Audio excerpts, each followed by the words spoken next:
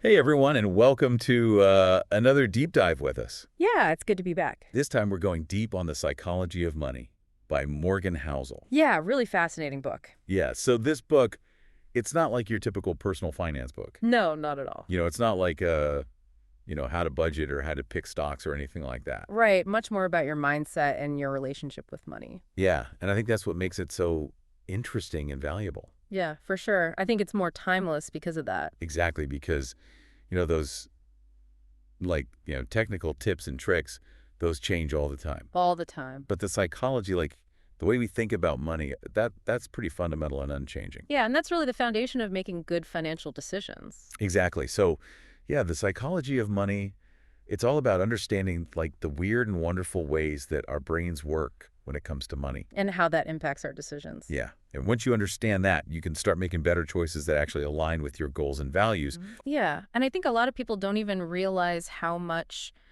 their emotions and their past experiences are influencing their financial decisions. Right, totally. Right. I mean, think about it. Like, we all have these money scripts or money stories, Yeah. from our childhood, from our families, Oh, absolutely. that shape how we view money and how we interact with it.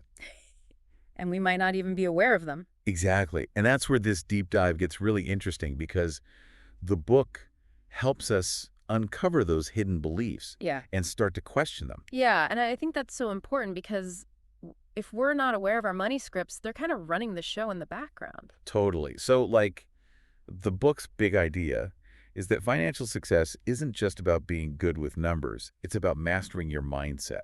Yeah, it's like you can know all the right formulas and strategies. Right. But if your head's not in the right place, you're not going to get the results you want. Exactly. It's like knowing how to drive a car. Right. But if you're scared to get behind the wheel, Yeah, you're not going anywhere. yeah, Yeah. or you're going to, end Yeah. up crashing or something. It's exactly. So, okay, so let's unpack some of these psychological factors that the book talks about. Yeah.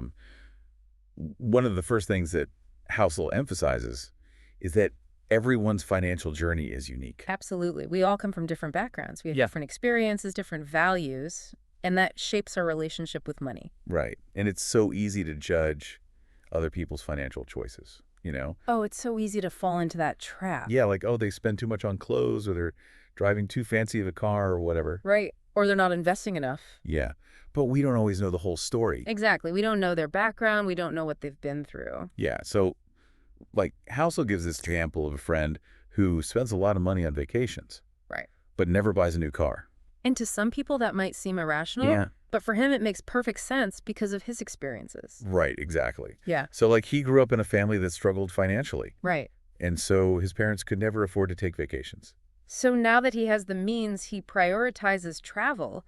Exactly. And it brings him immense joy. And that's what matters. Yeah. So it's a good reminder to, like, be less judgmental and more understanding of other people's financial choices. Yeah. And to focus on your own journey. Exactly. Yeah. Okay, so another big theme in the book is the role of luck and risk. Yeah. That was a really eye-opening part for me. Yeah, because we often like to think that we're in control. Right. We want to believe that our success is due to our skill and hard work. Yeah. But Housel argues that luck and risk play a much bigger role than we realize. Absolutely. And he tells the story of Alex and Jordan. Right. Two guys who both invest in the stock market. Yeah. But one of them gets lucky and makes a killing. While the other one, maybe makes some bad decisions or just has bad luck. Yeah, and ends up losing money. So it makes you wonder, was it really skill or was it just being in the right place at the right time? Right, and it's so hard to separate those two. Yeah, I mean, think about your own life. Like, have there been times when you've been really successful and you thought, oh, it's all because of me? I'm so smart. Yeah, I'm amazing. But maybe there was also an element of luck involved. Right, or maybe you were just in the right place at the right time. Yeah, and I think that's a really humbling realization. It is. Because it makes you realize that, you don't always have as much control as you think you do. And it also helps you be more forgiving of yourself when things don't go your way. Right, because sometimes it's not your fault. Exactly. Sometimes it's just bad luck. So yeah, Housel's advice is to be humble in our wins and forgiving in our losses. I love that. Yeah, because, we don't always know what the future holds. And we can't control everything. Exactly. Yeah. So it's better to be prepared for both the good and the bad. And to appreciate the role of luck in our lives. Yeah. All right. So we've talked about how our financial journey is unique and how luck and risk play a big role. Right. Now let's talk about another important concept from the book, which is the idea of enough.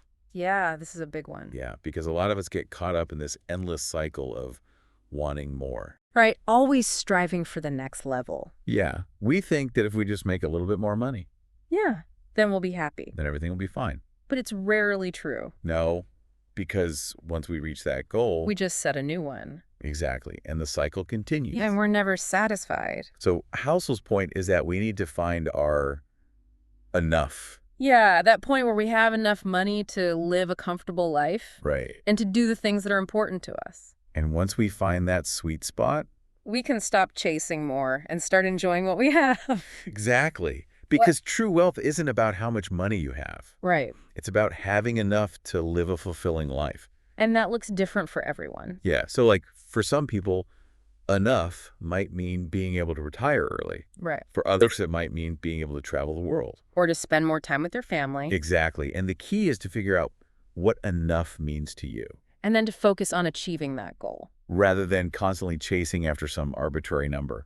Right, because there's always going to be someone who has more money than you. Always. So it's pointless to compare yourself to others. Yeah, focus on your own journey and on what truly matters to you.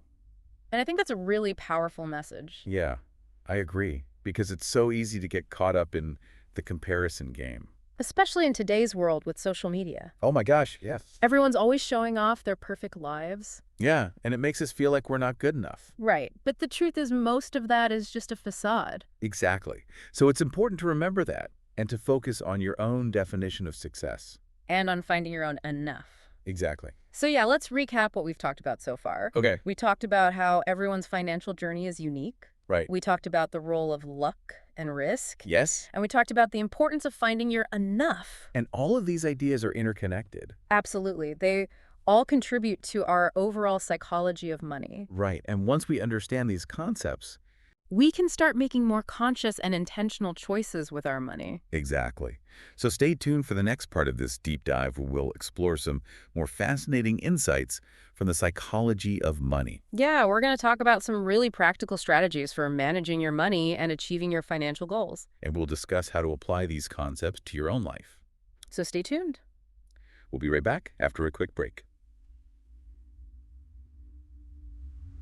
Welcome back to our deep dive into the psychology of money.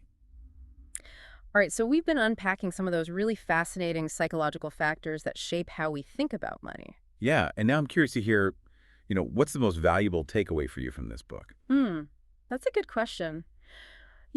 I think if I had to boil it down to one key insight, it would be this idea of developing a mindful approach to money. Mindful approach. Okay, I like that. Yeah, it's not just about, what you do with your money, but why you do it. Okay, so it's about like being more intentional and self-aware. Exactly. Really understanding your own motivations and values and then making sure that your financial decisions align with those. Right, so it's not just blindly following some financial guru's advice or trying to keep up with the Joneses. No, not at all. It's about figuring out what's truly important to you and then using your money as a tool to support that. Yeah, I love that it's like taking back control of your finances and making sure they're serving you, not the other way around. Exactly. And the book talks about how our emotions and our past experiences can really cloud our judgment when it comes to money. Oh, yeah, totally. Like we might make impulsive purchases or avoid investing because of some deep-seated fear. Right. Or we might hold on to certain beliefs about money that are actually holding us back.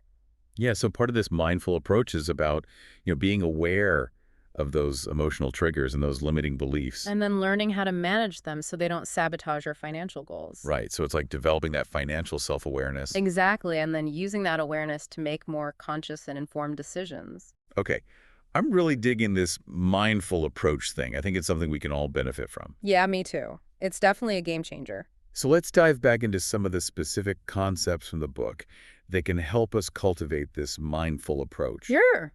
We talked earlier about everyone's financial journey being unique. Right. And how it's shaped by our individual experiences and values. And that's so important to remember because there's no one-size-fits-all approach to money. Exactly. What works for one person might not work for another. And that's okay. We all have different goals, different priorities, different risk tolerances. Yeah, so it's about finding what works for you and not comparing yourself to others. Right, because comparison is the thief of joy, as they say. Totally. And Yeah. it can also lead to some really bad financial decisions. Absolutely. Like trying to keep up with the Joneses or investing in something you don't understand just because everyone else is doing it. Right. So, yeah, it's important to stay in your own lane and focus on your own goals. And to remember that your financial journey is a marathon, not a sprint. Yeah. Patience and consistency are key. Absolutely.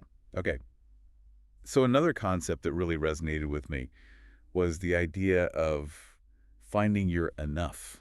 Ah, yes, the elusive enough. Yeah, because, we live in a society that's constantly telling us to want more. More, more, more. Yeah, bigger houses, fancier cars, more stuff. And it's easy to get caught up in that consumerist mindset. Totally. But the problem is that there's no end to that cycle. No matter how much you have, there's always going to be something else to want. Right. And that's why it's so important to define what enough means to you. Yeah, what's that point where you have enough money to live a comfortable life and to do the things that are important to you? And once you reach that point, You can shift your focus from accumulating more wealth to actually enjoying the wealth you have. exactly. It's about savoring the experiences and the relationships that money can't buy. Right, because at the end of the day, it's not about the money itself, it's about the freedom and the security that money provides. I love that it's about using money as a tool to create the life you want. Exactly, and finding that balance between, enjoying the present moment and planning for the future. Yeah. Because we don't want to be so focused on saving that we forget to live. Right, it's all about finding that sweet spot. Okay, so we've talked about finding your enough. Yeah.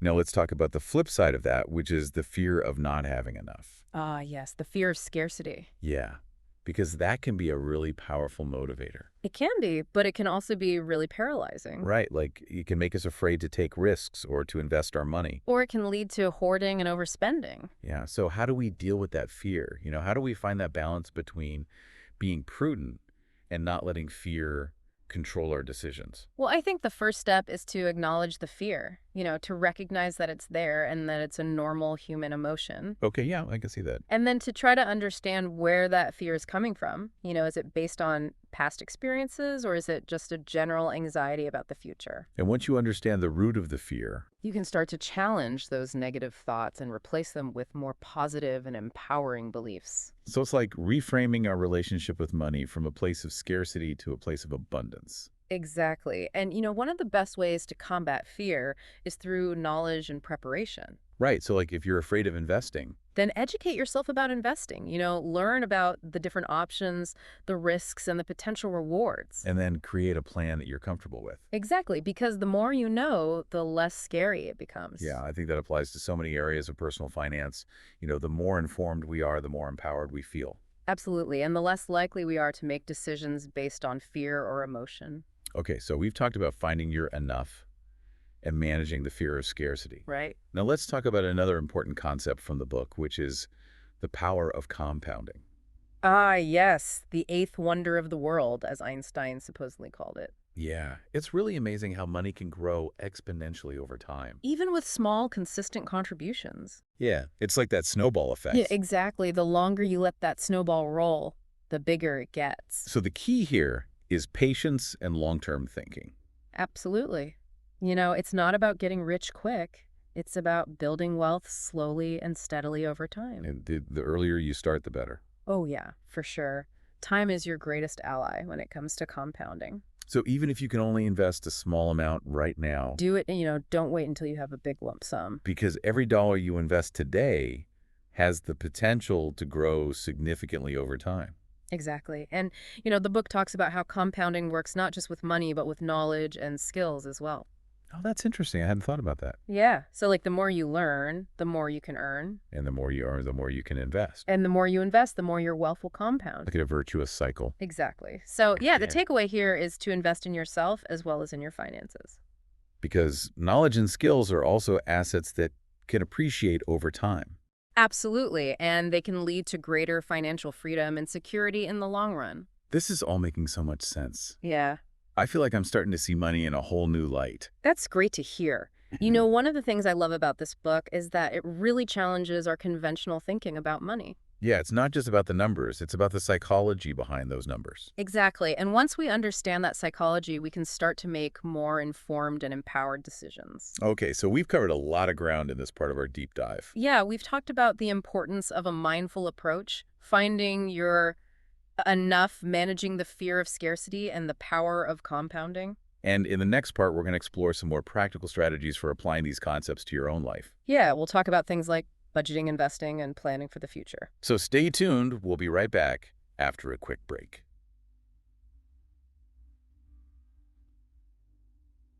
And we are back for the final part of our deep dive into the psychology of money. All right, so we've talked a lot about the mindset, the psychology. Right. But now let's get practical. Yes, let's talk about what we can actually do. How do we take all these insights and turn them into action? Exactly, because knowledge is power, but only if we use it. Right. So let's start with something really simple, but really powerful. Okay. Define your financial goals. Okay, so write them down, make a list. Exactly. What do you want to achieve with your money? Short term, long term. Yeah, it could be anything. Saving for a down payment on a house, Pay off debt, early retirement, traveling the world. starting business. Whatever it is that's important to you, write it down. Okay, and why is that so important? Because it gives you a sense of direction. Oh, okay. It's like having a destination in mind when you're planning a trip. Right, if you don't know where you're going. You're going to end up lost. Exactly. Sure. So, yeah, having clear financial goals helps us stay focused and motivated. Absolutely. And it also helps us make better decisions because we can ask ourselves, does this expense or this investment align with my goals? Okay, so goals are important. What else? Well, once you have your goals in mind, Okay. you need to create a plan to achieve them. A budget Yeah, you could call it a budget or a spending plan. or a roadmap to financial freedom. Whatever works for you. The Okay. point is to track your income and your expenses. So you know where your money is going. Exactly. And you can identify areas where you might be overspending. Oh, yeah, those little leaks in our wallets. Yeah, like that daily latte or those impulse buys online. It can really add up. They really can. And once you're aware of those leaks, you can start plugging them. And redirect that money towards your goals. Exactly. So whether you use a budgeting app or a spreadsheet or just a good old-fashioned notebook, Pen and paper. the key is to find a system that works for you and to stick with it. Okay, so we've got our goals, we've got our plan. Now what? Now it's time to start investing. Okay, that's the part that scares a lot of people. I know it can seem intimidating, but it doesn't have to be. Okay, so what's the first step? Well, the first step is to educate yourself. Learn about the different types of investments. Stocks, bonds, mutual funds, real estate. Yeah, there are so many options out there. And each one has its own risks and potential rewards. Right, so it's important to do your research and to understand what you're investing in. And don't be afraid to ask for help. Oh, yeah, absolutely. There are so many resources available. Financial advisors, books, websites. You don't have to go it alone. Okay, and once you've done your research and you feel comfortable, Then it's time to start investing. and remember, you don't need a huge sum of money to get started. Yeah, even small amounts invested regularly can add up over time. Thanks to the power of compounding. Exactly. So start small, stay consistent, and watch your investments grow. I love that it's like planting a seed and watching it blossom into a beautiful tree. Yeah, money tree. All right, so we've talked about goals, plans, investing. Any other practical tips? Well, one more thing that's really important is to automate your finances. Okay, tell me more. Yeah, set up automatic transfers from your checking account to your savings account. Oh yeah, pay yourself first. Exactly, and also set up automatic payments for your bills. So you don't miss any deadlines and incur late fees. Right, and it just takes a lot of the mental effort out of managing your money. It's like putting your finances on autopilot, Yeah, and then you can focus on other things that are important to you. like enjoying life. Exactly. Wow, this deep dive has been so eye-opening. I feel like I have a whole new toolkit for managing my money. That's great to hear. And the best part is that these tools are not just about building wealth. Right. They're about building a better life. A life with more freedom, security, and peace of mind. Exactly, because when you're in control of your finances, You're in control of your life. and that's what it's all about. This has been such a fantastic conversation. Thank you so much for sharing your insights with us. It's been my pleasure. And to our listeners, thank you for joining us on this deep dive into the psychology of money. We hope you found it valuable, and we encourage you to keep exploring these ideas. Because the more you understand about the psychology of money, the better equipped you'll be to make sound financial decisions and create a brighter future. Absolutely. And remember, personal finance is a journey, not a destination. So be patient, be persistent, and most importantly, be kind to yourself along the way. And never stop learning. That's great advice. Thank you again for joining us. Thanks for having me. Until next time, happy investing.